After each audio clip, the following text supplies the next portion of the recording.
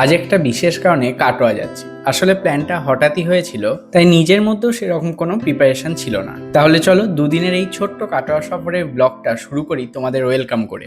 Generally আমি 8টা 5-এ Sealdah Katwa local ধরেই বাড়ি যাই, কিন্তু যেহেতু প্রচন্ড গরম তাই যতটা তাড়াতাড়ি সম্ভব বাড়িতে ঢুকতে পারি তার উদ্দেশ্যেই এইভাবে আমার আজকে কাটোয়া যাওয়া। একদম 7টার মধ্যে হাওড়া স্টেশনে পৌঁছে গিয়ে সেখান থেকে বর্ধমান লোকাল ধরে নামবো আমি ব্যান্ডেলে, আর এই ব্যান্ডেল থেকে 8টা 15 কাটোয়া লোকাল ধরে পৌঁছে যাবো বাড়ি। দুটো ট্রেনই মোটামুটি আজকে ফাঁকাই ছিল, তাই জায়গা পেতে সেরকম কোনো অসুবিধা হয়নি। যেহেতু 10:30টার মধ্যে বাড়ি পৌঁছে যাব, তাই বাড়ি গিয়ে একবারে ব্রেকফাস্ট করবো, এটা মাথাতেই ছিল। তাই ট্রেনের মধ্যে 1 প্যাকেট পাঁপড় ভাজা কিনে আমি সেটাতেই শান্ত ছিলাম। কিন্তু ঢেঁকি যেমন স্বর্গে গেলেও ধান ভাঙে, আমারও অবস্থা সেরকম। তাই ট্রেনে যেতে যেতে আমার পছন্দের ফুড ব্লগারের ভিডিওগুলোই আমি দেখছিলাম। আচ্ছা বলো তো দেখি আমার পছন্দের ফুড ব্লগারটাকে।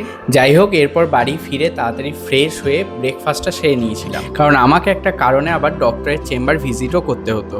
আর এই ডক্টরের চেম্বারে বসে বসেই প্রায় 2.5 ঘন্টা সময় আমার নষ্ট হলো। কিন্তু আমার মনটা ভালো হয়ে গেল যখন বাড়ি ফিরে দেখলাম মা আজকে ভেজ বিরিয়ানি বানিয়েছে। আরে হ্যাঁ, ওই যে ভিডিও শুরুতেই বলেছিলাম না একটা বিশেষ কারণে কাটা হয়ে আসা, তারই উদ্দেশ্যে। আর অ্যাজ ইউজুয়াল বিকালের 1.5 থেকে 2 ঘন্টা সময় আমার কেটেছে খেলার মাঠে। তো আজকের দিনটা বেসিক্যালি আমার এইভাবেই কেটেছে। তোমাদের এই ভিডিওটা কেমন লাগলো কমেন্টে জানিও।